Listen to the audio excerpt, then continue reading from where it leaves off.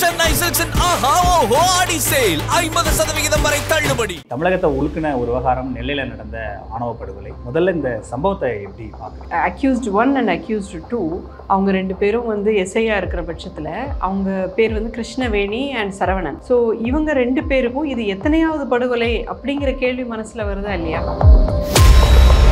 மாப்பிள்ளை நல்லா படிச்சிருக்கணும், நல்லா சம்பாதிக்கணும், பார்க்க நல்லா இருக்கணும் அப்படின்ற மாதிரி தான் இருக்காங்க. இப்போலாம் யாருங்க சாதி பார்க்குறா அப்படிங்கிற மாதிரியான மனநிலையில தான் இருக்காங்க அப்படின்னு சில பார்வைகளை வைக்கப்படுது. ஆனால் இந்த சம்பவங்கள்லாம் பார்க்கும்போது அது எப்படி நம்ம சாதிங்கிறது அதனால் மட்டும் தீர்க்கக்கூடிய விஷயம் இல்லை. இந்த பொண்ணு வந்து நம்ம இப்போ ஃபோட்டோஸ்லாம் பார்க்குறோம், அவங்க வந்து மோதிரம் மாற்றுற அளவுக்கு அவங்க வந்து நெருக்கமாக அவங்க பழகி இருக்காங்க. அந்த காதலிக்கல அப்படின்னு ஒரு ஸ்டேட்மெண்ட் கொடுத்துருந்தாங்க. அதுக்கப்புறம் தான் இந்த புகைப்படம் புரிஞ்சிக்க முடியுது அந்த பொண்ணை எவ்வளவு பயமுறுத்தி இருப்பாங்க. இப்போ அந்த பையன் இல்லை, காதலிக்கல அப்படின்னு சொல்றதை தாண்டி அந்த குடும்பம் அவளை வந்து ப்ரெஷர் பண்ணி வேற என்ன சொல்ல வைக்கும்னு நினைக்கிறீங்க? அது புரிஞ்சுக்க முடியுது. அந்த பெண்ணினுடைய மனநிலையை நம்மளால நிச்சயமா புரிஞ்சுக்க முடியுது. அந்த சுர்ஜித் வந்து வெட்டினது தன்னுடைய அக்காவுடைய அந்த மகிழ்ச்சியான சிரிப்பை தான் அவன் வெட்டியிருக்கான். அந்த சிரிப்பை பாருங்களேன். அந்த மோதிரம் மாற்றும் போது எவ்வளவு ஒரு நம்பிக்கையா, இவனோட வாழ்ந்தா என் வாழ்க்கை வந்து பாதுகாப்பா இருக்கும், நான் நல்லா இருப்பேன், நான் சந்தோஷமா இருப்பேன் அப்படிங்கிற அந்த எதிர்காலத்தை, அந்த கனவை, அந்த மகிழ்ச்சியை தானே அவன் வந்து கொண்டிருக்கான். இவனோட சுஜித்தோட லைஃபும் போன மாதிரி தான். அப்போ அதை தாண்டி நீங்கள் சாதி தான் எனக்கு முக்கியம், அவனை கொன்று நீங்கள் அவனை மேனிப்புலேட் பண்ணுறது, அது எப்படி அந்த ஒரு மனநிலை எப்படி புரிஞ்சுக்கிறேன்? இப்போ அவங்க வந்து இதை பண்ணுனா லைஃப் போயிடும் அப்படின்னே அவங்க நம்பலை. 10 பேரில் 97% பேர் ஒய்யாரமாக உலா வந்து கொண்டிருக்கிறார்கள் கொலை செய்தவர்கள். கவின் ஃபேமிலி அதே ஒரு மூடில் தான் இருக்காங்க. நல்ல வெல் ஃபேமிலி. அவங்க 30 வருஷமா ஊராட்சி பண்ற தலைவராக அவங்க குடும்பம் இருக்காங்க. எந்த விதத்துலையும் சிக்கல் இல்லை. அந்த சாதிங்கிற ஒன்றை தவிர வேற எங்கேயும் சிக்கல் இல்லை. அப்படிங்கும்போது அப்போ வர்க்கத்தை தாண்டி சாதி ஒரு பெரிய அளவுக்கு ரோல் பிளே பண்ணுறாங்க. இப்போ இன்ஃபேக்ட் இவங்க வந்து இந்த நாடக காதல் அப்படின்னு ஒன்று சொல்கிறாங்கல்ல. பிற்படுத்தப்பட்ட சமூகத்தை சேர்ந்த பெண் வேலை பார்த்துக்கிட்டு இருக்கிற மதிப்பு வாய்ந்த ஒரு குடும்பத்தில் இந்த பொண்ணு வந்து நாடக காதல் பண்ணாங்கன்னு சொல்லணுமா? நீங்கள் தானே சொல்லணும். நீங்கள் இப்போ ஒருத்தங்க 2 பேர் லவ் பண்ணியிருக்கீங்க, ஒருத்தங்க இறந்துட்டாங்க, ஒருத்தங்க தான் உயிரோடு இருக்கீங்கன்னா நீங்கள் தான் சொல்லணும், ஆமாம் நாங்கள் காதலிச்சோன்னு சொன்னால் தானே அடுத்தடுத்து இந்த சம்பவங்கள் நடக்காமல் இருக்கும். வீரமாக ஆமாம் நான் காதலிச்சேன் அப்படின்னு சொல்லணும்னு எதிர்பார்க்குறீங்க. அவ்வளோ ஒரு மோசமான ஆட்களுக்கு மத்தியில் வச்சுட்டு நீங்கள் வந்து அந்த பொண்ணுக்கிட்ட வீரம் எதிர்பார்க்குறீங்க. இப்போ நான் அந்த வீரத்தை யாருக்கிட்ட எதிர்பார்க்குறேன்னா மக்கள் பிரதிநிதிகள்கிட்ட எதிர்பார்க்குறேன். ஓகே, வாக்குறுதியை நிறைவேற்றக்கூடிய வீரத்தை முதல்வர்கிட்ட நம்ம எதிர்பார்க்கணுமா, அல்லது அந்த ஒத்த பொண்ணு அந்த பொண்ணு நீ வந்து எல்லாம் வீரமா நீ இப்படி பேசணும் அப்படி பேசணும்னு எதிர்பார்க்கணும்? அரசாங்கத்துக்கு தான் முழு பொறுப்பு இருக்கு. 2 பேர் சம்மந்தப்பட்டதில் ஒரு உயிர் போயிடுச்சு, இன்னொருத்தங்க இருக்காங்கன்னா அந்த பொறுப்பை இவங்களும் கொஞ்சம் ஓன் பண்ணிக்கணும்னு எதிர்பார்க்கறதா என்ன தவறுன்னு நினைக்கிறேன்?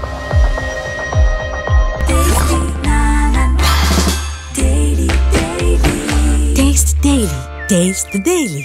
Camera that fits in your palm and captures for beyond. All new Vivo X200 FE. Pre-book now.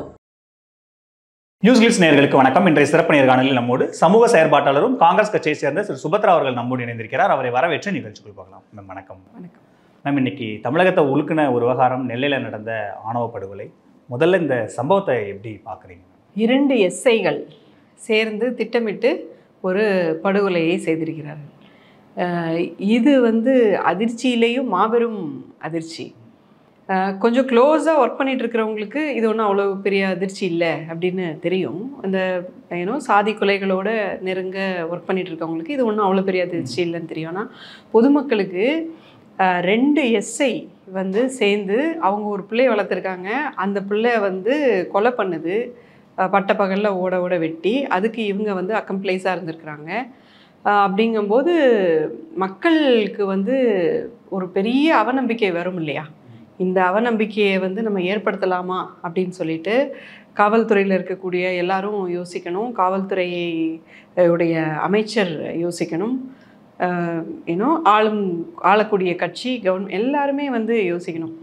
So இது இப்போ அடுத்தது வந்து ஒரு பொதுமக்கள் எப்படி நம்பி ஒரு காவல்துறைக்கு போவாங்க? ஒரு சாதி பிரச்சனை எப்படி சார் போவாங்க? ஸோ இப்போது இந்த அக்யூஸ்ட் 1 அண்ட் அக்யூஸ்ட் 2 அவங்க ரெண்டு பேரும் வந்து எஸ்ஐயா இருக்கிற பட்சத்தில் அவங்க பேர் வந்து கிருஷ்ணவேணி அண்ட் சரவணன். ஸோ இவங்க ரெண்டு பேருக்கும் இது எத்தனையாவது படுகொலை அப்படிங்கிற கேள்வி மனசில் வருதா இல்லையா? கிட்டத்தட்ட 20 years ஆஃப் சர்வீஸில் அவ்வளோ பவர்ஃபுல் பொசிஷனில் அப்பாவி ஜனங்கள் அங்கே வந்து வந்திருப்பாங்க. வேறு நாதியே இல்லாமல் வந்து ஒடுக்கப்பட்ட சமூகத்தை சேர்ந்த பூர்வக்குடி மக்கள் வந்திருப்பாங்க. அவங்களுக்கெல்லாம் இவங்க என்னென்ன அநியாயம் செய்தார்களோ இவர்கள் சொல்லினால் செயலினால் கேஸை எடுக்காமல் கேஸை திசை திருப்பி போலியான ஒரு சரியான ஆதாரம் தீர விசாரிக்காமல் இல்லை தவறான ஒரு ஸ்டேட்மெண்ட்ஸை கொடுத்து இப்படியெல்லாம் என்னென்ன வெரைட்டியாக அவங்க வந்து பண்ணியிருக்காங்கன்னே நமக்கு யோசிக்க முடியல இல்லையா? ஸோ இது எத்தனையாவது கொலை அவர்களுக்கு அப்படிங்கிற கேள்வி தான் தோணுது. இதில் அந்த இறந்தவர் வந்து கிட்டத்தட்ட மாதம் ஒரு 1.5 லட்ச ரூபாய் சம்பாதிக்கிறாரு. அது சேம் டைம் நல்லா படிச்சிருக்காரு, ஆள் பார்க்கவும் நல்லா ஸ்மார்ட்டாக இருக்காரு அப்படின்ற மாதிரியெல்லாம் நிறைய நம்ம சமூக வலைதளங்களில் பதிவுகளை பார்க்குறோம். உண்மையும் அதுதான். அப்படிங்கிற பட்சத்தில் இன்றைக்கி இருக்கிற பேரண்ட்ஸ் வந்து என் மாப்பிள்ளை நல்லா படிச்சிருக்கணும், நல்லா சம்பாதிக்கணும், பார்க்க நல்லா இருக்கணும் அப்படின்ற மாதிரி தான் இருக்காங்க. இப்போலாம் யாருங்க சாதி பார்க்குறா அப்படிங்கிற மாதிரியான மனநிலையில் தான் இருக்காங்க அப்படின்னு சில பார்வைகளை வைக்கப்படுது. ஆனால் இந்த சம்பவங்கள்லாம் பார்க்கும்போது அதை எப்படி நம்ம புரிஞ்சுக்கிறது? அந்த நீங்கள் சொன்ன பார்வை கொண்டவர்கள் இருக்கிறார்கள், அவர்களுக்கான தகவல் இது. நீங்கள் நினைக்கிற மாதிரி இல்லை. ஓகே, சமூகம் அப்படி இல்லை. நீங்கள் நினைக்கிற மாதிரி இல்லை. இந்த சாதிய மனநிலை அப்படிங்கிறது அதையும் தாண்டியது அப்படிங்கிறது வந்து அவங்க புரிஞ்சுக்கணும். ஸோ இப்போ வந்து இது ஆனால் இதுதான் மட்டும்தானா அப்படின்னு நம்ம பார்க்க முடியாது. இப்போ வந்து எந்த சாதினாலும் பரவாயில்ல, அவங்க நல்லா படிச்சிருந்தா போதும், நல்லா வேலைக்கு போனால் போதும் அப்படிங்கிற மாதிரி அக்செப்ட் பண்ணுறவங்க இருக்காங்களா? நிச்சயமாக இருக்காங்க. அதை நம்ம மறுக்க முடியாது, அது இல்லைன்னு நம்ம சொல்லலை. ஆனால் சாதிங்கிறது அதனால் மட்டும் தீர்க்கக்கூடிய விஷயம் இல்லை, அதையும் தாண்டியது அப்படிங்கிறது தான் வந்து சாதி பற்றின பார்வை வந்து முழுமைப்படுத்துது. சாதினா என்ன அப்படிங்கிற புரிதல் வந்து குறிப்பாக வந்து சாதியால் பாதிக்கப்படாதவர்களுக்கு இல்லை. அதுதான் சாதியுடைய பெரிய பிரச்சனையே. இன்னைக்கு எல்லாருக்குமே சாதி பற்றின புரிதல் சரியாக இருந்ததுன்னா அது ஒரு பிரச்சனையாகவே இன்னைக்கு இருக்காது. சாதிங்கிறதே ஒரு புரிதலற்ற நிலை தான். அப்போ வந்து இந்த அறகுறையாக புரிஞ்சுக்கிட்டு இல்லை இப்படி தான் அப்படின்னு ஒரு கன்க்ளூஷனுக்கு வந்துக்கிட்டு இருக்கக்கூடிய மனங்களுக்கு இந்த கொலை ஒரு தெளிவை ஏற்படுத்தி இருக்கிறது. சாதி என்றால் என்ன? நீங்கள் அந்த காலம் இருக்கிற ஆட்கள் அவங்க அப்பாக்கோ அவங்க தாத்தாக்கோ அந்த மனநிலை அந்த குழப்பம் இருக்கிறதோ இல்லை அந்த ப்ரைடு இருக்கிறதோ ஒரு ஓரமாக இருந்தால் கூட அந்த வெட்டுற பையன் இந்த கரண்ட் ஜென்ரேஷனில் இருக்கிற பையன் ஒரு 2K கிட்டோ ஒரு 90 கிட்டோ அதுக்கு மிடில் வர பையன் அவனுக்கு எப்படி அந்த மனநிலை வந்தது? அது ரொம்ப முக்கியமான சமூகத்தோட அது ரொம்ப ஒரு ஆபத்தான போக்கு இல்லையா? நிச்சயமாக பெரிய ஆபத்தான போக்கு. அதை பார்த்து தான் நம்ம வந்து பயப்பட வேண்டியிருக்கு. அண்ட் இன்னொரு விஷயம் வந்து எந்த குழந்தையும் நல்ல குழந்தை தான் மண்ணில் பிறக்கையிலேன்னு சொல்லுவாங்கல்ல, அதுபோல் அந்த குழந்தையை வந்து இந்த எஸ்ஐ அம்மாவும் அப்பாவும் வந்து எப்படி வளர்த்துருக்காங்க, எவ்வளவு மோசமாக வளர்த்துருக்காங்க அப்படிங்கிறதும் அந்த சூழல் அந்த சுற்றி இருக்கக்கூடிய அந்த பகுதியில் தூத்துக்குடியில் அந்த பகுதியில் அவங்களுடைய சாதி சங்கங்கள் அமைப்புகள் அவர்களுடைய பெரிய அப்பாக்கள் சித்தப்பாக்கள் இவங்க உறவினர்கள் எக்ஸ்டெண்டட் ஃபேமிலிஸ் இவங்க எல்லாருமே அதுக்கு பொறுப்பு. இவங்க ஏன்னா இதை செய்ததே பார்த்தீங்கன்னு சொன்னால் நாளைக்கு இந்த பொண்ணு வந்து நம்ம இப்போ ஃபோட்டோஸ்லாம் பார்க்குறோம், அவங்க வந்து மோதிரம் மாத்திர அளவுக்கு அவங்க வந்து நெருக்கமாக அவங்க பழகி இருக்காங்க. அந்த காதலிக்கல அப்படின்னு ஒரு ஸ்டேட்மெண்ட் கொடுத்துருந்தாங்க. அதுக்கப்புறம் தான் இந்த புகைப்படம் புரிஞ்சிக்க முடியுது அந்த பொண்ணை எவ்வளவு பயமுறுத்தி இருப்பாங்க. இப்போ அந்த பையன் இல்லை, உனக்கு நம்பிக்கையாக இருந்த அந்த பையன் இல்லை, நீ நம்பி சிரிச்சியே அந்த பையன் இன்னைக்கு இல்லை. அப்போ அந்த பொண்ணு இப்போ என்ன பண்ணணும்னு நினைக்கிறீங்க?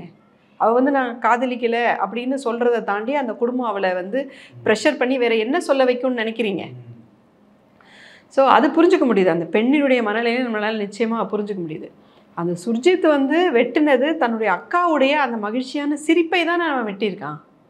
அந்த சிரிப்பை பாருங்களேன், அந்த மோதிரம் மாற்றும் போது எவ்வளோ ஒரு நம்பிக்கையாக இவனோட வாழ்ந்தால் என் வாழ்க்கை வந்து பாதுகாப்பாக இருக்கும், நான் நல்லா இருப்பேன், நான் சந்தோஷமாக இருப்பேன் அப்படிங்கிற அந்த எதிர்காலத்தை அந்த கனவை அந்த மகிழ்ச்சியை தானே அவன் வந்து கொண்டிருக்கான்.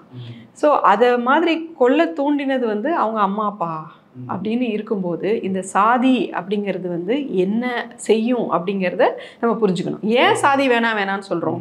ஏங்க நான் பாட்டுக்கு என் சாதியை சொல்லிட்டு போகிறேன், உங்களுக்கு என்னங்க பிரச்சனை அப்படிங்கிற கேள்வியை என்னால் புரிஞ்சுக்க முடியுது. அந்த கேள்விக்கு பதில் என்ன அப்படின்னு சொன்னால், சாதிங்கிறது உங்கள் அம்மா அப்பாவை உங்களுக்கு எதிராக திட்டமிட வைக்கும், உங்கள் அப்பா அம்மாவை உங்களுக்கு எதிராக வந்து கொலை பண்ண வைக்கும், உங்கள் அம்மா அப்பாவை உங்களை அடிக்க வைக்கும், திட்ட வைக்கும், இழிவு செய்ய வைக்கும், நாளைக்கு நீ லவ் மேரேஜ் பண்ணால் சொத்து கொடுக்க மாட்டேன்னு சொல்ல வைக்கும், தள்ளி வைக்கும்.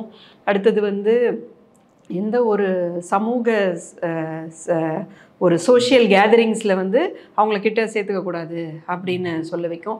இன்னொன்று அவங்கள பிரிக்கிறதுக்கும் அவங்கள கொடுமை செஞ்சு அவங்க நல்லா வாழ்ந்துடக்கூடாது அப்படின்னு முயற்சி செய்கிறதுமே சொந்த அம்மா அப்பாவும் மாமா மச்சானும் சித்தப்பா சித்தியுமே சேர்ந்து செய்யக்கூடிய ஒரு இது. ஸோ குட்டியிலேருந்து இப்போ பிறந்து வளர்த்த ஒரு வந்து தானே மோசம் பண்ணக்கூடிய ஒரு சூழலை ஏற்படுத்தக்கூடியது தான் சாதி. அதனால தான் நம்ம சாதியை வேணாம் அப்படின்னு சொல்கிறோம்.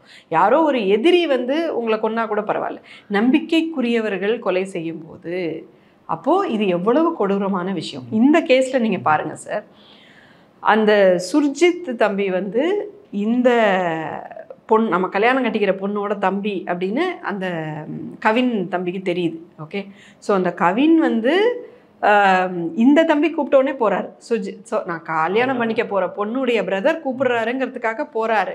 அவரு கூட வண்டியில் ஏறி உட்காந்து போகிறாருங்க. நீங்கள் யாரோ ஒரு தேர்ட் பர்சன் என் வண்டியில் ஏறுன்னு சொன்னால் நீங்கள் போவீங்களா? போக மாட்டீங்க.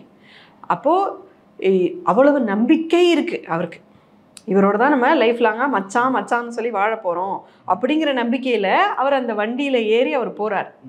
அப்படி நம்பின ஒரு பர்சன் வந்து ஒரு என்ன சொல்கிறது, அது ஒரு என்ன சொல்கிறது, ஒரு அந்த காலத்தில் இவங்க வீரம்னு சொல்லுவாங்களே பெருசாக, அந்த வீரத்துடைய ஸ்டாண்டர்ட்ஸில் பார்த்தாலே ரொம்ப கோழையானது. மிளகா பொடியை தூவி வெட்டுறது அப்படிங்கிறது ரொம்ப கோழையான ஒரு விஷயம். ஓகே, உங்களோட எந்த ஸ்டாண்டர்ட்ஸ் படியுமே நீங்கள் வந்து பெருமை மிக்கவர்கள் கிடையாது அப்படிங்கிறத ப்ரூவ் பண்ணுது. அப்போது அந்த நம்பிக்கையான ஒருத்தருடைய நம்பிக்கையை உடச்சி கொலை பண்ண வைக்கக்கூடியது தான் இந்த சாதி அப்படிங்கிறது.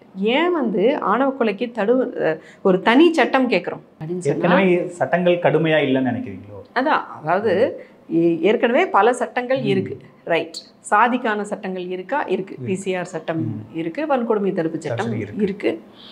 அப்போ அதை தாண்டி ஏன் வந்து இந்த ஆணவ படுகொலைகள் அல்லது அதை அசிங்க படுகொலைகள் தான் சொல்லணும், சும்மா அந்த ஆணவம் கௌரவம்னு சொல்லியெல்லாம் இன்னுமே இவங்களை வந்து தூக்கி விட்டுட்டு இருக்கிறது கூடாது. அசிங்க படுகொலைகள், அவமான படுகொலைகள் வந்து இதை வந்து அட்ரஸ் பண்ணுறதுக்கு நம்ம ஏன் வந்து தனியாக ஒரு சட்டம் வைக்கணும் அப்படின்னா, இது வெறும் கொலை சம்மந்தமானது மட்டும் கிடையாது.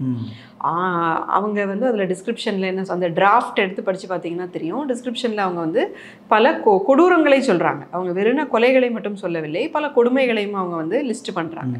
ஸோ இப்போ நான் சொன்னேன் இல்லையா, சொத்து கொடுக்காம இருக்கிறது, தள்ளி வைக்கிறது, பேசாமல் இருக்கிறது, அவங்கள வாழ விடாமல் சொன்னாலே குற்றம் தான். ஆமாம். ஸோ இந்த மாதிரி எல்லாமே வந்து அந்த கொடுமை அப்படின்னு வரும் பட்சத்தில் அதை ஃபுல்லாக வந்து டீட்டெயில் பண்ணி இவங்க வந்து ஏன் அந்த தனிச்சட்டம் வேணும் அப்படின்னு கேட்குறாங்க அப்படின்னா, இப்போது மற்ற கொலைகள் எதிரிகளாக இருப்பவர்கள் செய்யக்கூடியது. இதுதான் யார் அந்த உயிரை பாதுகாப்பார்களோ அவர்களே செய்யக்கூடியது. ஓகேவா? இப்போ ஒரு வீடு தானே உங்களுக்கு மிக பாதுகாப்பான இடம். எங்கே எதுனாலும் சரி, என் வீட்டுக்கு வந்தால் தான் நிம்மதியாக, என் பெட்டில் தூங்கினா தான் எனக்கு தூக்கமே வரும்னா பார்த்துக்கங்க அப்படின்னு பேசுகிறவங்க எவ்வளோ பேர் இருக்காங்க. அப்போ அந்த வீட்டை நம்புகிறாங்கன்னா அந்த கல்லையும் மண்ணையுமா நம்புகிறாங்க? கல்லையும் மண்ணுமா வந்து உங்களை பாதுகாக்க போகுது? எது உங்களை பாதுகாக்க போகுது? உங்கள் அண்ணன் தம்பி, உங்கள் அம்மா அப்பா, உங்களோட சகோதர சகோதரிகள், இவங்க தானே உங்களை பாதுகாப்பானுங்கன்னு நம்பி நீங்கள், அதுதானே ஃபேமிலி, அதுதானே குடும்பம். ஸோ அதுவே உங்களை கொலை செய்யும் போது யார் உங்களை பாதுகாப்பாங்க? யார் அந்த கேஸை நடத்துவாங்க? மிக முக்கியமாக கேஸ் எல்லாம் அடுத்த விஷயம், உங்கள் உயிரை யார் பாதுகாப்பாங்க இல்லையா? ஸோ இப்போ எனக்கு காதல் வந்துருச்சு சார், யாரோ ஒருத்தரோட எனக்கு காதல் வந்துருச்சு, இப்போ நான் என்ன செய்யணும்? என் வீட்டில் இருக்கிற அத்தனை பேரும் எனக்கு எதிரியாக இருக்காங்க, எனக்கு யார் பாதுகாப்பு கொடுப்பார்கள் சார்? இந்த அரசாங்கத்தின் பொறுப்பு இல்லையா என் உயிரை பாதுகாக்கிறது? அப்போது வந்து இவங்களே வந்து என்னை விஷம் வச்சு கூட கொள்ளலாம். எத்தனை இடத்துல வயிற்று வலியில் செத்துட்டா அப்படின்னு சொல்லி, அப்புறம் வந்து தூக்குமாட்டிக்கிட்டு செத்துட்டா அப்படின்னு சொல்லி பேப்பர்லேயே வரும். கடுமையான வயிற்று வலியால் தூக்குமாட்டி கொண்டு இறந்து விட்டார். அது எல்லாமே பார்த்திங்கன்னா ஆணவ படுகொலை தான். காணாமல் போயிட்டாங்க அப்படின்னு சொல்கிறது, இந்த மாதிரி இது எல்லாத்தையுமே யார் பாதுகாப்பாங்க அப்படிங்கிற ஒரு கேள்வி தான். அப்போ இந்த மாதிரி சஸ்பெக்ட் பண்ணும்போது எனக்கு சேஃப்டியாக நான் தங்குறதுக்கான இடத்தை கொடுப்பது இந்த ஆணவ கொலை தடுப்பு சட்டம், ஆணவ கொடுமை தடுப்பு சட்டம். அதுக்குன்னு ஒரு தனி சட்டம் ஏன் கேட்குறோன்னா, இவங்களுக்கான பாதுகாப்பை நம்ம எப்படி கொடுக்க போகிறோம், யார் யார்கிட்ட இருந்து பாதுகாப்பு, இவங்க திருமணமே பண்ணிட்டாங்க, திருமணம் பண்ண பிறகு அவங்கள வந்து எப்படி நம்ம பாதுகாக்க போகிறோம், இது எல்லாமே இருக்குது. ஏன்னா காதலிக்கும் போது இந்த கொலைகள் நடக்குது, திருமணத்திற்கு முன்னும் பின்னும் வந்து நடக்குது. திருமணம் செய்து இப்போ கௌசல்யா சங்கரோட கேஸ்லலாம் கிட்டத்தட்ட 1.5 வருஷம் கழித்து வந்து அந்த கொலை வந்து நடந்திருக்கு. அப்போது சரி நம்ம வந்து கல்யாணம் பண்ணிட்டோம், ஒரு வருஷம் ஆயிடுச்சு, நம்ம அம்மா அப்பா இந்நேரம் மனசு மாறி இருப்பாங்க அப்படிங்கிற ஒரு ஏக்கம் வந்து இருக்கும் இல்லையா? இந்த பிள்ளைங்க பாசம் இல்லாத பிள்ளைங்களா என்ன? இந்த காதலிக்கிற பிள்ளைங்க பாசம் இல்லாத பிள்ளைங்களா என்ன? அப்போது அவங்க வந்து ஒரு வருஷம் கழிச்சு, 2 வருஷம் கழிச்சு, 4 வருஷம் கழிச்சு என் அம்மா அப்பாவும் என் அக்கா தங்கச்சியும் என்னை ஏற்றுப்பாங்கங்கிற ஆசையில் தானே அதுங்க உட்காந்துருக்குதுங்க. அப்போது அதை சொல்லி தானே ஏமாத்துறாங்க. நிறைய ஆணவ கொலையில் பார்த்தீங்கன்னா, அம்மா அப்பாலாம் மாறிட்டாங்கம்மா வாம்மா அப்படின்னு கூப்பிட்டு தான் கழுத்து இருக்கிறதும் கொலை பண்ணுறதும் நடக்குது நிறைய இடங்களில். இந்த ஆணவ கொலை செய்யப்பட்டவர்களுடைய கதைகள் வந்து நிறைய புத்தகங்களில் இப்போ வந்து வெளிவிட்டிருக்கு. தயவு செய்து தமிழ்நாட்டில் வாழக்கூடிய ஒவ்வொருத்தரும் தயவு செஞ்சு அதை படிங்க. மேம் இங்கே என்னன்னா, இப்போது அவங்க அப்பா அம்மா 2 பேருமே போலீஸுங்க போது, ஸோ இதனால வர பின்விளைவுகள் என்ன அப்படின்னு அவங்களுக்கு தெரியும். இந்த மாதிரி எவ்வளவோ கேஸுகள் அவங்க பார்த்துருப்பாங்க, எவ்வளோ குற்றவாளிகளை பார்த்துருப்பாங்க. நாளைக்கு நம்ம பையனோட வாழ்க்கை என்ன ஆகும் அப்படின்ற அந்த அக்கறை, அதை தாண்டி சாதி எந்த இடத்துல மேலே வந்து நிற்கிது அவங்களுக்கு. இன்னைக்கு இப்போ கிட்டத்தட்ட இவனோட சுஜித்தோட லைஃப்பும் போன மாதிரி தான். அவரும் ஜெயிலில் போய் அவரோட இதுவும் அங்கே தான் போகுது. அப்போ அதை தாண்டி நீங்கள் சாதி தான் எனக்கு முக்கியம், அவனை கொன்றுன்னு நீங்கள் அவனை மேனிப்புலேட் பண்ணுறது, அது எப்படி அந்த ஒரு மனநிலை எப்படி புரிஞ்சுக்கிறது? அருமையான கேள்வி இது. என்னன்னா, இப்போ அவங்க வந்து இதை பண்ணுனா லைஃப் போயிடும் அப்படின்னே அவங்க நம்பலை. புரியுதா? ஏன்னா நம்ம வரலாறு அப்படி, நம்மளுடைய கடந்த ஒரு 20, 30, 40 வருஷ வரலாறு எப்படி இருக்குன்னு பார்த்தீங்கன்னா, இது போல வந்து கொலைகள் செய்யக்கூடியவர்கள் வந்து காப்பாற்றப்பட்டிருக்கிறார்கள் 97%. ஏதோ 10 பேரில் 2 பேர் காப்பாற்றிட்டவங்க அப்படி கிடையாது. 10 பேரில் 97% பேர் ஒய்யாரமாக உலா வந்து கொண்டிருக்கிறார்கள் கொலை செய்தவர்கள் இல்லையா?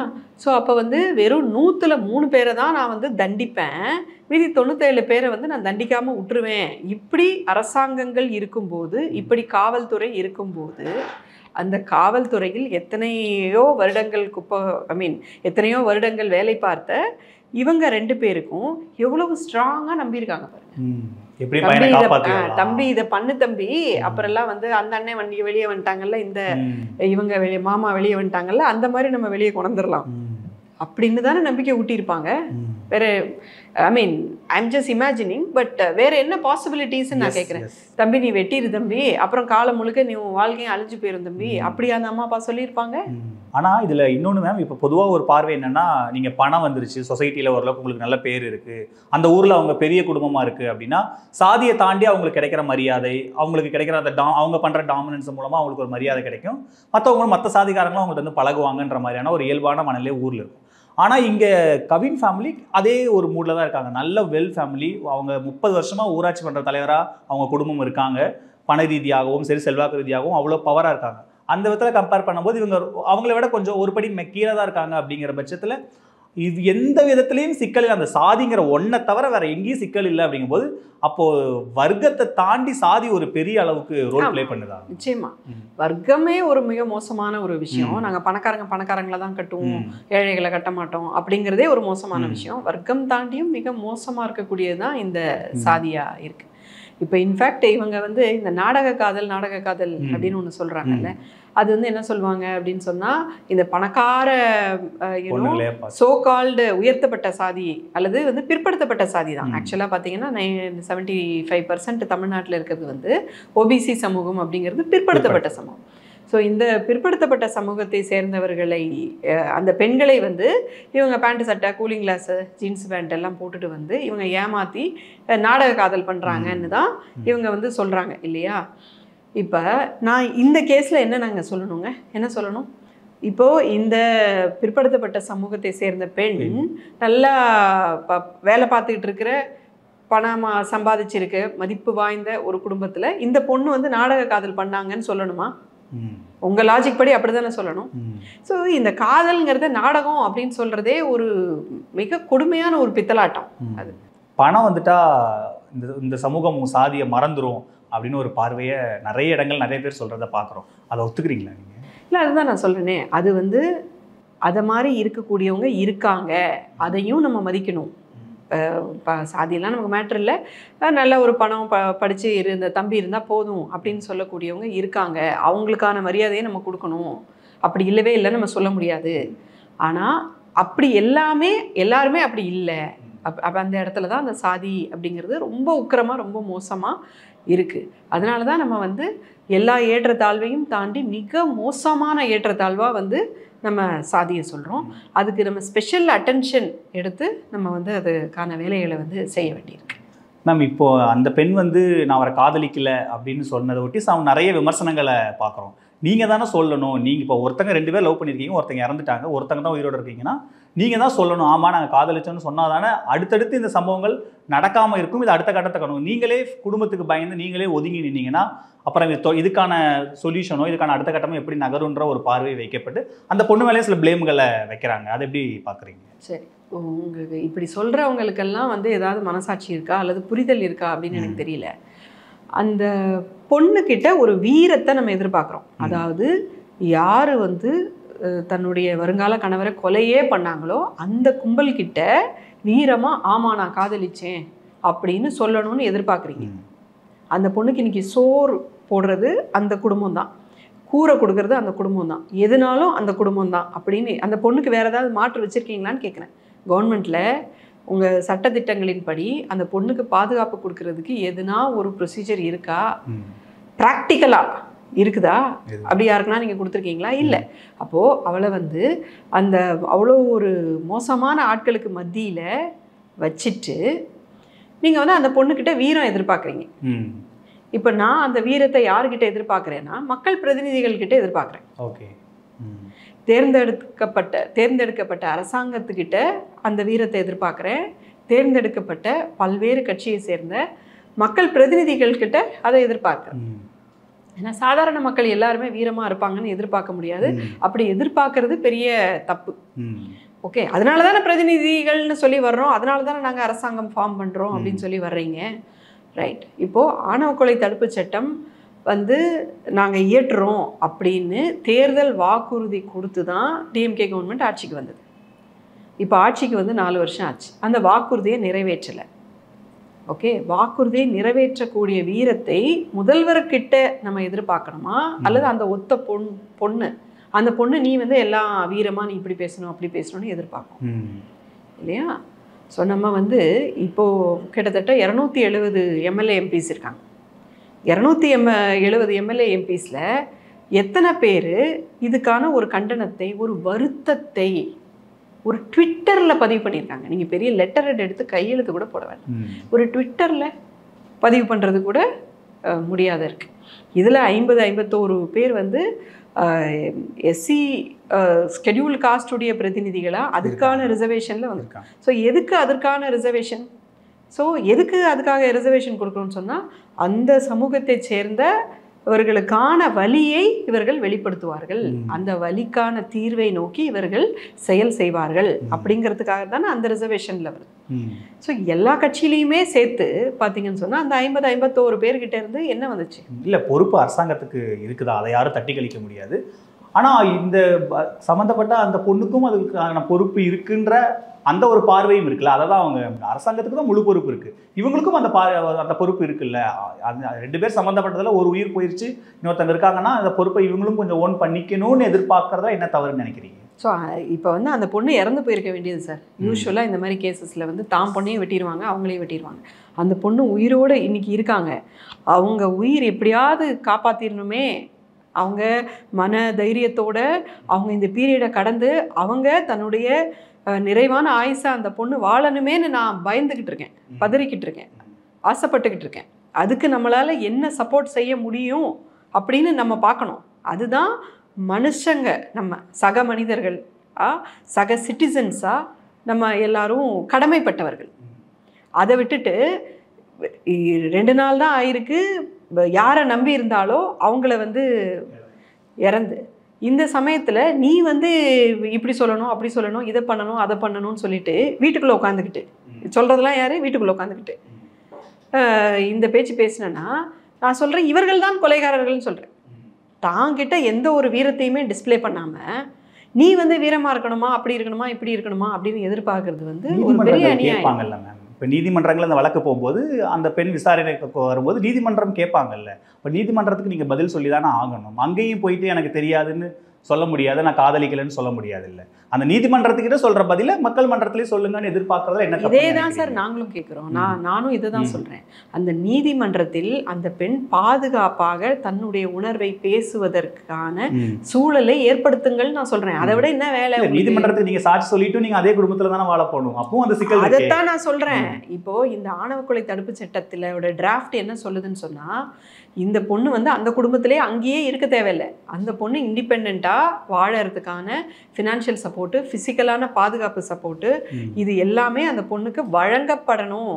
அந்த பொண்ணால் அந்த வழக்கை நடத்த முடியணும். அதுக்கு தேவையான உளவியல் ரீதியான சப்போர்ட்டு, ஃபினான்ஷியல் சப்போர்ட்டு, எல்லா ஃபிசிக்கல் சப்போர்ட்டு, எல்லா விதமான சப்போர்ட்டை நம்ம வழங்கி பாதுகாக்கணும் அந்த பொண்ணை அப்படிங்கிறது தான் இந்த ஆணவ கொலை தடுப்பு சட்டம் டிராஃப்டில் அது சொல்லுது. அந்த சப்போர்ட்டை கொடுக்காம நம்ம இதை மாதிரி பண்ணுறது அப்படிங்கிறது ஒரு தப்பு. இது திருப்பி என்னாகும், அந்த பொண்ணு பயந்துக்கிட்டு இல்லை இல்லை எனக்கு தெரியாது அப்படின்னு சொல்லும். அதுக்கப்புறம் இந்த மாதிரி சாட்சிகள் எல்லாத்தையும், இந்த பொண்ணு ஒரு சாட்சி, இந்த மாதிரி ஒவ்வொரு சாட்சியாக வந்து கலைச்சி விட்டு இப்படி தான் அந்த 97% பேர் வெளியே சுற்றுறது.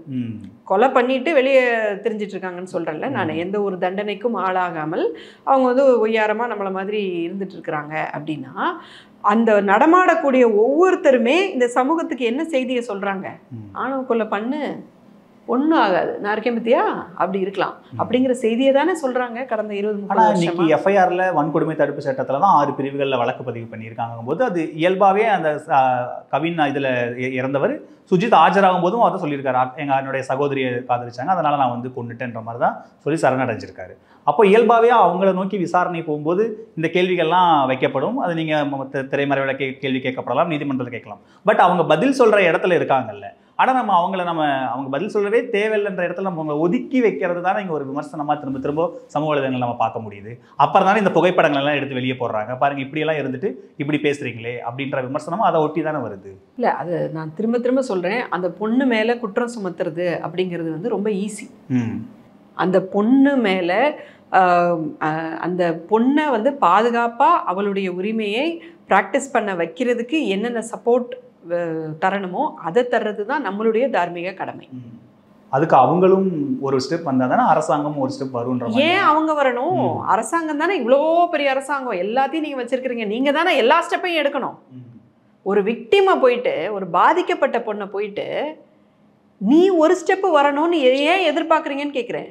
என்னால் ஒரு ஸ்டெப்புமே வர முடியாத ஒரு உளவியல் தாக்குதலில் நான் இருக்கேன் சார். நீங்கள் தான் எல்லா ஸ்டெப்பையும் எடுத்து வச்சு வந்து உயிரை பாதுகாக்கணும். அதுக்கு தானே நீங்கள் ஓட்டு வாங்கினீங்க, அதுக்கு தானே என்கிட்ட வரி பணம் வாங்கினீங்க, அதுக்காக தானே நீங்கள் அரசாங்கம்னு சொல்லிட்டு உட்காந்துட்டு இருக்கீங்க. ஒவ்வொரு உயிரையும் பாதுகாக்க வேண்டிய பொறுப்பு அரசாங்கத்தினுடையது தானே. இப்போ பொதுவாக நம்ம குடும்பங்களில் பார்க்கும்போது இன்னைக்கு இருக்கிற தலைமுறையில் இந்த காதல் திருமணம்னு வரும்போது நம்மளோட அக்காவோ தங்கச்சியோ, அக்காவுக்கு லவ் பண்ணாங்கன்னா தங்கச்சி போய் அப்பா கிட்ட பேசுறது, அக்காவை கல்யாணம் பண்ணி கொடுத்துருங்கப்பான்னு இந்த மாதிரியான நிறைய காட்சிகளையும் திரைப்படங்களையும் பார்க்குறோம், நிறைய பேர் ரியல் லைஃப்லையும் பார்க்குறோம். ஆனால் அக்கா காதலிச்சவனை போய் தம்பி போய் வெட்டுறாங்க அப்படின்னு அப்பாக்காக இந்த பையன் தான் அக்காக்காக பேசியிருக்கணும். ஆனால் இவனே வெட்ட போறாங்கிற அந்த ஒரு போக்கு இருக்குல்ல மேம், இது திரைப்படங்கள் ஒரு பெரிய தாக்கத்தை உருவாக்குதுன்ற மாதிரிலாம் நிறைய பார்வைகளை சொல்றாங்க. நீங்க இதை எப்படி எடுத்துக்கிறீங்க அந்த மாதிரியான பார்வை? அது வந்து நான் எப்படி பார்க்குறேன்னா, அந்த micro climate in which they are grown and brought up, அந்த கிராமத்தில் அவங்க வளர்ந்துருக்காங்க அப்படின்னு சொன்னால் அவங்க வந்து அந்த சாதிக்குள்ளே தான் ரொம்ப பேசுகிறாங்க. ஸோ இந்த மாதிரி கொலை செய்யக்கூடியவர் பார்த்தீங்கன்னா அவரோட லைஃப்பில் ஒரு மாற்று சமூகத்து நண்பர் கூட அவங்களுக்கு இருந்திருப்பாங்களாங்கிறது ரொம்ப டவுட்டு. ஸோ நம்ம ப்ராக்டிக்கலாக என்ன பார்க்குறோன்னு சொன்னால், யார் வந்து பல சாதிகளுடன் பழகி இருக்கிறார்களோ அவர்கள் வந்து ரொம்ப ஸ்ட்ராங்காக இருக்காங்க, ரொம்ப விசாலமாக இருக்காங்க, ரொம்ப மகிழ்ச்சிகரமான ஆட்களாக இருக்காங்க, ரொம்ப சக்ஸஸ்ஃபுல்லாக கூட இருக்கிறாங்க. யார் வந்து இந்த சாதி எனும் மனநோய்க்கு பலியாகிறாங்க அப்படின்னு சொன்னால், யார் தன் சாதிக்குள்ளேயே பேசிக்கிட்டு இருக்காங்களோ அவங்க தான் இந்த சாதி என்னும் மனநோய்க்கு வந்து ஆளாகிறாங்க. ஸோ அந்த குட்டியான அந்த சமூகம் தமிழ்நாட்டில் வந்து ஒரு 500-600 சாதி இருக்குது, இந்தியா முழுக்க ஒரு 6000 சாதி இருக்குது. அதுக்குள்ளே ஒரே ஒரு சாதி, அதுக்குள்ளே அந்த குட்டியோண்டு சாதியில் அவங்களுக்கு அந்த சாதியில் ஒரு 100 பேர் தெரியுமா அந்த தம்பிக்கு? அந்த 100 பேருக்குள்ளர நான் வந்து நல்ல பேர் எடுக்கணும், நான் வந்து பெரிய குடும்பம்னு பேசப்படணும், நம்ம சாதிக்காக வந்து அக்காவையே வெட்டிட்டான் அல்லது வந்து இந்த மாதிரி பண்ணிட்டான், இதுதான் இங்கே இருக்குது. ஏன் வந்து சொந்த அக்கா தங்கச்சியை பண்ணுறாங்கன்னா இந்த மாதிரி இருக்குது. அப்போது அந்த பேர் நல்ல பேர் வாங்கணும்னா அந்த ஒரு 50-100 பேருக்கிட்ட அந்த ஒரு பேர் வாங்குறதுக்காக அல்லது இதை செய்யலை, அவங்க வந்து கல்யாணமே பண்ணிட்டாங்க அப்படின்னா இந்த 50-100 பேருக்கு திட்டு வாங்குறதுக்கு பயந்துட்டு வந்து இதை பண்ணுறாங்க. என்னப்பா அந்த சாதியில் பொண்ணு எடுத்துட்டேன், மாப்பிள்ளை எடுத்துட்டேங்கிற பேச்சுக்கெல்லாம். இது வந்து நான் பெரிய அதிசயமாக ஆச்சரியமாக பார்க்கல. நம்ம எல்லாருமே இப்படி தான் இருக்கோம் அப்படின்னு நான் சொல்கிறேன்.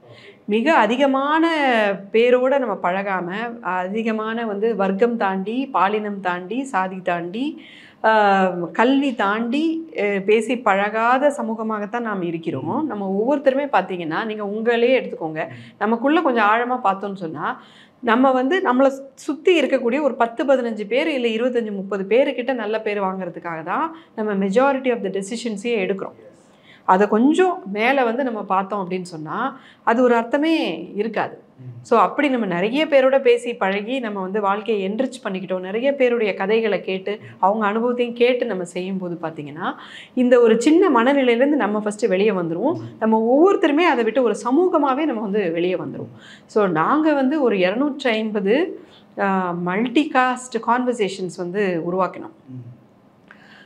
அதாவது பல சாதி மக்கள் ஒன்றா சேர்ந்து கலந்துரையாடல் செய்கிறது. அது என்ன டாபிக்னா இருக்கட்டும்.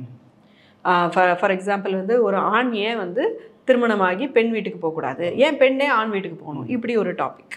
அதுக்கப்புறம் காதல் திருமணம் பற்றின ஒரு டாபிக். இந்த மாதிரி வந்து சமத்துவத்தை நோக்கிய ஒரு 60-70 டாப்பிக்கை வச்சுக்கிட்டு நாங்கள் வந்து ஒரு 250 மல்டி காஸ்ட் கான்வர்சேஷன்ஸ் பண்ணோம். It was working brilliantly. அந்த ஒரு 2-3 ஹவர்ஸ் கான்வர்சேஷன் முடிஞ்ச பிறகு பார்த்தா எவ்ரி ஒன் ஃபீல் என்ரிச்ட்.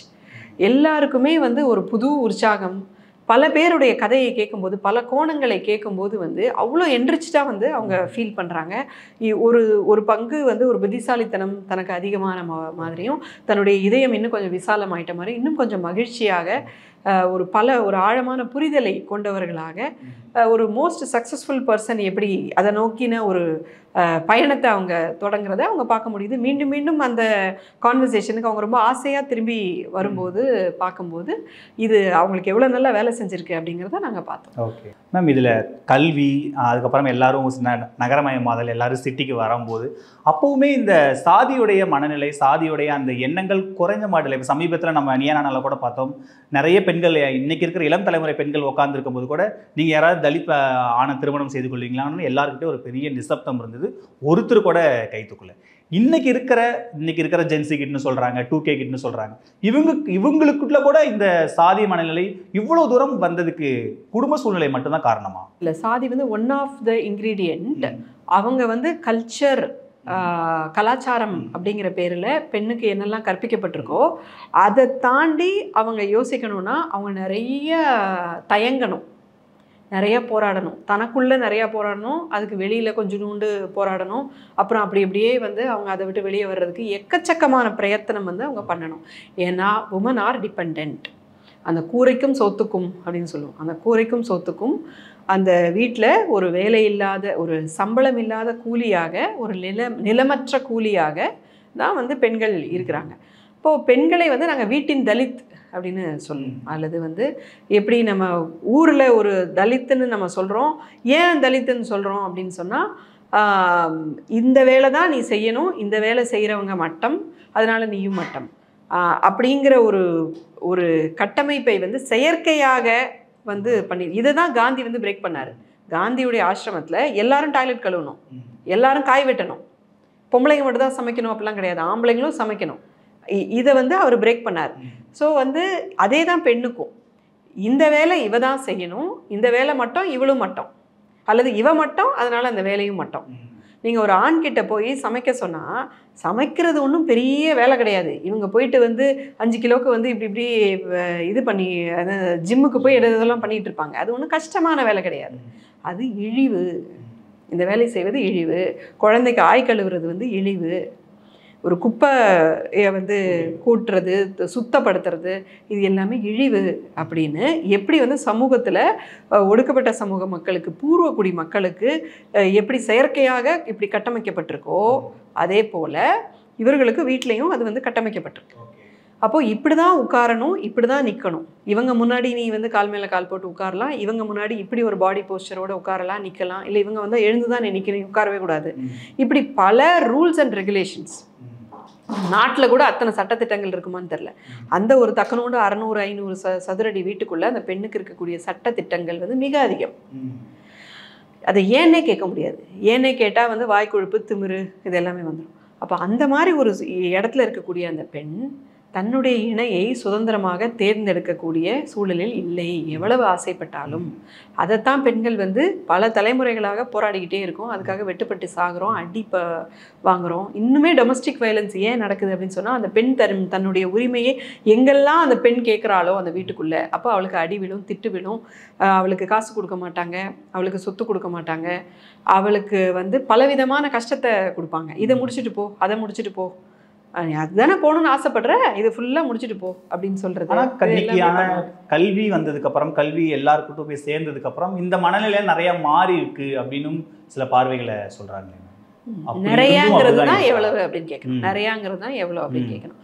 நிச்சயமாக இந்த மனநிலையில் ஒரு மாற்றம் இருப்பது உண்மை. ஆனால் நம்ம கடந்து வந்த பாதைக்கு இது ரொம்ப குறைவு.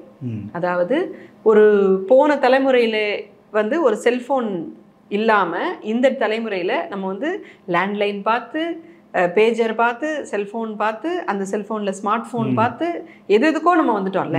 ஏஐ இப்போ கிராக் இப்படி வந்துட்டோம்ல. இந்த வளர்ச்சியோட கம்பேர் பண்ணும்போது அது ரொம்ப ரொம்ப குறைவு. பெண்ணுடைய விடுதலை வந்து ரொம்ப ரொம்ப குறைவு. ஸோ இதோட கம்பேர் பண்ணி நம்ம பார்க்கும்போது நம்ம இன்னும் இதில் பர்டிகுலராக நிறைய ஒர்க் பண்ணணும் அப்படிங்கிறது. ஆனால் என்னென்ன மேம், இப்போ நீங்கள் சொல்கிற இந்த வீட்டு வேலைகள் இந்த மாதிரி விஷயங்கள் இன்னைக்கு ஆண்கள் நிறைய பேர் செய்கிறாங்க, நிறைய பேர் பார்க்குறாங்க. பெண்களும் நிறைய பேர் இன்னைக்கு படித்து வெளியில் வந்து எல்லாம் பண்ணுறாங்க. இது எல்லாமே வளர்ச்சியில் நம்ம பார்த்தா கூட இது எல்லாத்தையும் தாண்டி அவங்க அந்த இடத்துக்கு நகர்ந்தா கூட அந்த சாதிங்கிறது எப்படி அவங்க மூளைக்குள்ள போய் அது ஒரு இன்னைக்கு இருக்கிற தலைமுறைக்கு எப்படி அது ஆப்ரேட் ஆகுது? ஏன் இப்பெல்லாம் சொல்றேன், அது அவங்க சாய்ஸே கிடையாதுன்னு சொல்றேன். இப்ப பெண்களுடைய மனசுல, நான் பெண்கள்னு கேட்கல, இன்னைக்கு இருக்கிற மொத்த இளம் தலைமுறையே கேட்கிறேன். ஓகே, ஸோ எல்லாருடைய மனசுலையும் இந்த சாதி அப்படிங்கிறது வந்து புகுத்தப்பட்டிருக்கு. இது வந்து எதனால வருதுன்னு நான் சொல்லுவேன்னா, ஏஜ் இன்ஈக்வாலிட்டினால வருது. வயது ஏற்றத்தாழ்வுன்னு ஒரு கான்செப்ட் ஒன்று இருக்குது. அதாவது என்னை விட பெரியவங்க என்ன சொன்னாலும் நான் கேட்கணும் அப்படிங்கிறது சின்ன வயசுலேருந்தே நம்ம வந்து ஒரு அடிமைத்தனத்தோடு தான் வளர்க்குறோம். ஒரு குழந்தைய கூட நம்ம சமமாக உட்கார வச்சு அது ஒரு தப்பு பண்ணுச்சு அப்படின்னா கூட அது நான் ஏன் சொல்கிறேன் தெரியுமாமா, எதுக்கு சொல்கிறேன் தெரியுமாமான்னு அதை எக்ஸ்பிளைன் பண்ணுறதில்ல. அது கூட நம்ம அதுக்கு என்ன மொழி புரியுமோ அந்த அளவுக்குள்ள நம்ம அதை எக்ஸ்பிளைன் பண்ணுறதுக்கான முயற்சியை நம்ம பண்ணுறது கிடையாது. எதுக்கு எடுத்தாலும் டப்புன்னு போட்டு அடிச்சிடுறது. ஸோ இதன் மூலமாக அந்த வன்முறை மூலமாக நம்ம அந்த குழந்தைக்கு என்ன சொல்லி கொடுக்குறோன்னு சொன்னால், நான் பெரியவ அல்லது பெரியவன், நான் என்ன சொன்னாலும் நீ செஞ்சு தான் ஆகணும், நான் என்ன சொன்னாலும் நீ கேட்டு தான் ஆகணும் அப்படிங்கிற ஒரு மனநிலையில் இருக்குது. இந்த மனநிலையை சின்ன வயசுலேருந்தே நம்ம வளர்க்கும் போது என்னாகுது, இந்த மனநிலை வழியாகத்தான் மதம் புகுத்தப்படுகிறது, இந்த மனநிலை வழியாகத்தான் ஆணாதிக்கம் புகுத்தப்படுகிறது, இந்த மனநிலை வழியாகத்தான் சாதியும் புகுத்தப்படுகிறது. அதே அந்த வீட்டுக்குள்ளேயே சம்பாதிக்கிற ஆம்பளையும் கொஞ்சம் குறைவாக சம்பாதிக்கிற ஆம்பளையும் சமமாக மதிக்கக்கூடாது அப்படிங்கிறத இப்படி தான் நம்ம சொல்லித்தரோம். வார்த்தைகளால் சொல்லித்தராமல் இருக்கலாம். ஆனால் அந்த அம்மா அப்பாவை பார்த்து தான் நம்ம கற்றுக்குறோம். அந்த குழந்தைங்களா நம்ம அப்படி தானே கற்றுக்குறோம். அப்போ ஒரு ஆண் வந்து ஒரு முதலாளியாகவும், ஒரு பெண் வந்து ஒரு வேலைக்காரியாகவும், ஒரு ஆண் வந்து இப்படி உட்காந்துக்கிறது, ஒரு பெண் வந்து இப்படி உட்காந்துக்கிறது அப்படிங்கிற அந்த இதை பார்த்து தன்னையும் அறியாமல் அந்த குழந்தைகள் வந்து கற்றுக்குறாங்க. அதே போல தான் சாதியையுமே அவங்க வந்து கற்றுக்குறாங்க. இன்னும் சில இடத்துல வந்து வார்த்தைகளால் வந்து யார் நாட்டு ஃப்ரெண்ட்ஸை கூட்டிகிட்டு வந்தால் போனாக்க, என்ன ஆளுங்க இவங்களெல்லாம் நம்ம சேர்த்துக்கக்கூடாது, இவங்க கூடலாம் எதுக்கு நீ சுற்றுற அப்படின்னு சொல்லி ஏதோ ஒன்று சொல்கிறது, அந்த ஃப்ரெண்ட்ஷிப் அங்கேயே கட் பண்ணுறது. இப்போ வந்து எக்ஸ்ட்ரீமாக வந்து சில கட்சிகள் சேர்ந்தவர்கள், அதாவது ரைட் விங் சேர்ந்தவங்க, பாஜக கூட கூட்டணி வச்சுருக்கக்கூடிய கட்சிகள், இவங்க எல்லாமே இப்போ என்ன செய்கிறாங்க அப்படின்னு சொன்னால், கிரவுண்டில் எப்படி ஒர்க் பண்ணுறாங்கன்னா, கவர்மெண்ட் ஸ்கூலில் படிக்கிறவங்க வந்து பூர்வக்குடி மக்கள் தான் படிக்கணும், ப்ரைவேட் ஸ்கூலில் எவ்வளவு உங்ககிட்ட காசே இல்லைனாலும் நீ கடை வாங்கியாவது நீ வந்து ப்ரைவேட் ஸ்கூலில் படிக்க வைக்கணும். ஏன்னா வந்து நாளை பின்ன வந்து பொண்ணோ பையனோ வந்து சாதி மாற்றி வந்து கல்யாணம் பண்ணிடுவாங்க, லவ் பண்ணிடுவாங்க. அதெல்லாம் வராமல் இருக்கணும்னா இப்போ இந்த அளவுக்கு வந்து மைன்யூட்டாக அவங்க வந்து ஒர்க் பண்ணிகிட்ருக்காங்க. ஸோ வந்து ஒரு பக்கம் வந்து இந்த சாதிய மனநிலையை இந்த இளம் தலைமுறைக்கு வந்து இந்த குடும்பம் வந்து கற்பிக்குது. அந்த குடும்பத்துக்கும் அந்த நிர்பந்தத்தை, அந்த தைரியத்தை, அந்த தேவையை யார் ஊட்டுறாங்கன்னு சொன்னால் ஒரு ஆர்கனைஸ்டாக இவங்க உட்காந்து பண்ணுறாங்க, கட்சிகள் உட்காந்து பண்ணுறாங்க, சாதி பேரவைகள், சாதி சங்கங்கள். இப்போ யுவராஜ் ஓட கேஸில் நம்ம அதை பார்த்தோம். சாதிய சங்கங்கள் இவங்க எல்லாருமே கூட்டம் போட்டு உட்காந்து பேசி அந்த ஒரு சாதிக்குள்ளேயே உட்காந்து பேசி நம்மெல்லாம் வந்து பெரிய ஆட்கள், மற்றவங்கெல்லாம் மட்டமானவர்கள் அப்படிங்கிறத மீண்டும் மீண்டும் வந்து ஊட்டி, யாருன்னா வேறு எங்கன்னா வந்து லவ் பண்ணுறாங்கன்னா அதை போலீசிங் பண்ணுறது, அதை பார்த்துட்டு வந்து சொல்கிறது, வேறு வேலை பொழப்பே இல்லாமல் இது ஒரு வேலைன்னு உட்காந்து பண்ணிக்கிட்டு இருக்கிறாங்க. இவங்களுக்கு தேவையான ஃபண்ட்ஸு, இந்த கொலை செய்கிறதுக்கான கூலிப்படைகளை செட் பண்ணுறது, அதுக்கு தேவையான ஃபண்ட்ஸு, அவங்களுக்கு தேவையான வழக்கறிஞர்களை ஏற்பாடு பண்ணுறது, தேவைப்பட்டதுன்னா அங்கங்கே எங்கேயாவது லஞ்சம் கிஞ்சம் தேவைன்னா அதை கொடுக்கறது, இது எல்லாத்தையும் மேனேஜ் பண்ணுறது, இதை வந்து இந்த சாதிய சங்கங்கள் பண்ணுறாங்க. இவங்களுக்கு பின்னாடி தான் வந்து பாஜக போன்ற கட்சிகள், பாமக போன்ற கட்சிகள் இவங்க எல்லாமே இருக்கிறாங்க. இப்போ வந்து அதிமுக, அமமுக போன்ற கட்சிகளும் வந்து அந்த சைடு இருக்காங்க. இவ்வளோ நடந்திருக்கு. நீங்கள் வந்து பாருங்களேன், இந்துக்கள்னு தானே சொல்கிறீங்க. இப்போ இறந்தவர் இந்து இல்லையா?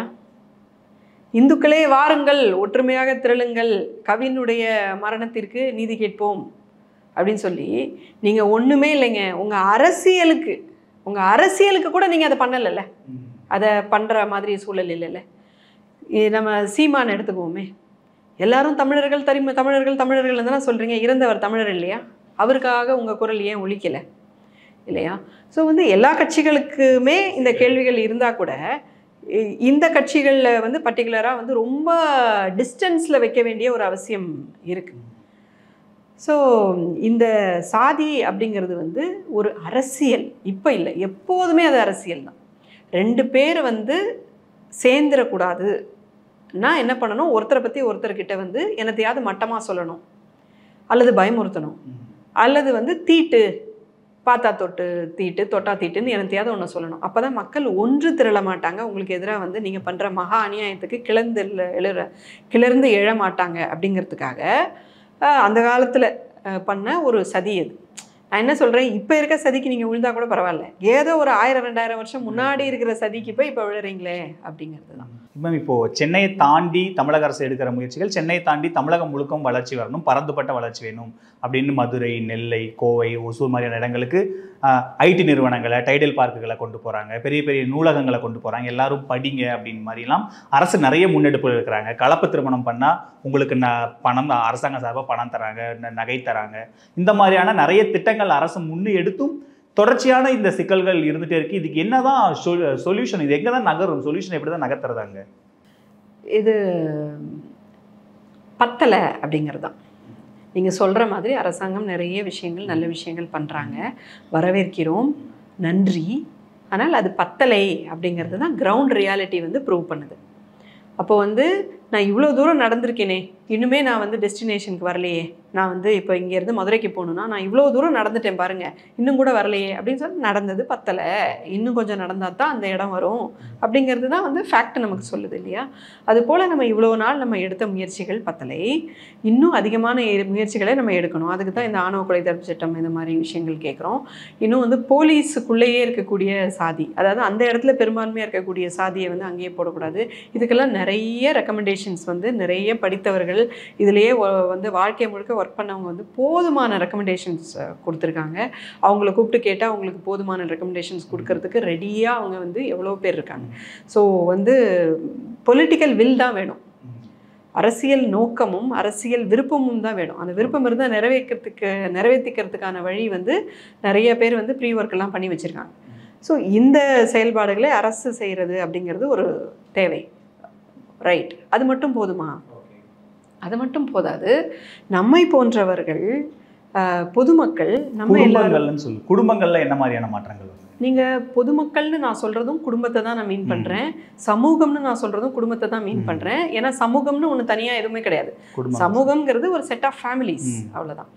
ஸோ அப்போது நம்ம எல்லாருமே வந்து இயக்கமாக திரள வேண்டிய அவசியம் இருக்குது. இப்போ சுதந்திர போராட்ட காலகட்டம் இருக்கு இல்லையா, அந்த காலகட்டம் தான் சாதி மிக குறைவாக இருந்த ஒரு காலகட்டம். கடந்த ஒரு 1000, 1500, 2000 வருஷத்தோடு நம்ம கம்பேர் பண்ணி பார்க்கும்போது அந்த இந்திய சுதந்திர போராட்டம், மகாத்மா காந்தியோட தலைமையில் நடந்த அந்த மாபெரும் போராட்டம் தான் இந்தியா முழுக்க வந்து சாதி அப்படிங்கிற அந்த தன்மையை வந்து பயங்கரமாக உடைச்சிட்டு வந்து எல்லா சாதியையும் உயர்த்தப்பட்ட சாதி, தாழ்த்தப்பட்ட சாதி, பிற்படுத்தப்பட்ட சாதின்னு என்னென்ன சொல்கிறோமோ, பெண்கள் மிக குறிப்பாக, எல்லா மதங்கள், எல்லா வர்க்கத்தில் இருந்தவர்கள். இப்போ காமராஜர் பார்த்தீங்கன்னு சொன்னால் பெரிய ஒரு வசதி இல்லாதவர், 195 கோடியை வந்து டொனேஷனாக கொடுத்தவர் நேரு. இவங்க 2 பேருமே வந்து சமமாக உட்காந்து பேசி சிரித்து அவ்வளோ வேலைகளை வந்து ஒன்றா செய்தாங்க, சமமாக செய்தாங்க. அது ஒரு இயக்கத்தினால் சாத்தியமாச்சு. ஸோ இந்த மாபெரும் மக்கள் இயக்கம் அப்படிங்கிறது தான் இந்தியாவையே கட்டமைச்சது. இந்தியான்னு ஒன்று ஃபார்ம் ஆகிறதுக்கு முன்னாடி இந்த மக்கள் இயக்கம் தான் ஃபார்ம் ஆச்சு. இந்த மக்களினுடைய அன்பு தான் வந்து இந்தியான்னு ஒரு விஷயத்தை வந்து உருவாக்கிச்சு. அதுதான் இந்த கான்ஸ்டியூஷனில் நம்ம எல்லாரும் சமம் அப்படிங்கிறத எழுதினோம், எல்லாருக்கும் சுதந்திரம் வேணும் அப்படிங்கிறத எழுதினோம், நீதி வந்து எல்லாருக்கும் வேணும், சகோதரத்துவம், அன்பும் பாசமும் நம்ம எல்லாருக்கிட்டையும் வேணுங்கிறத நம்ம எழுதி வச்சுருக்கோம். உலகம் முழுக்க வந்து அன்பும் பாசமும் சகோதரத்துவமும் வேணும் அப்படிங்கிறத கான்ஸ்டியூஷனில் எழுதினது வந்து நம்மை போன்ற ஒரு சில நாடுகள் தான். எல்லா நாடுகள்லையும் அவங்க அதை எழுதவே இல்லை.